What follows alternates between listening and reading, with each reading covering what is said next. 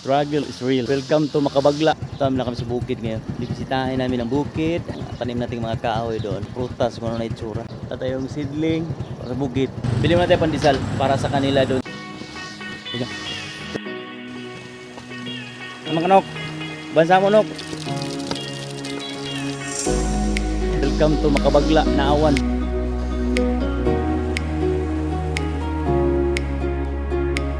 Daming seedling, chisa. Meron tayong latex-less lalangka, 2 piraso. Merong paminta, panior variety. Tapos siyempre di mawawala yung ating tugas or mulawin or mulabi. Hindi sa amin to pitbahay to ko na, adventure. Punta sa tubig dito, kabila. Hindi sapa lang. Malapit na kami. Isang bundok lang dadaanan. Tawid naman tayo sa isang sapa. Kalahating bundok na lang. Yung view dito sa Kawayan. Malamig dito, lalo sa gabi, daling araw. Tapos yun, malaking puno ng kamansi. Bigla may kawayan pa rin. Ito, ewan, kaninong aso to. Daanan na natin yung tangke ng tubig.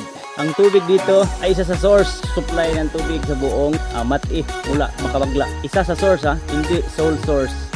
Pandemic time, ang mahal nito. Badyang, may bumibili pa dito ngayon. Dito, ang dami nito dito. Sobrang laki pa. Doon sa taas, may malaki pa dito. Another sapa.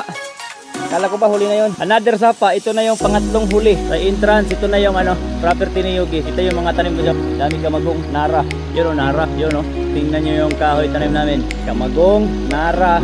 Ang cute ng saging.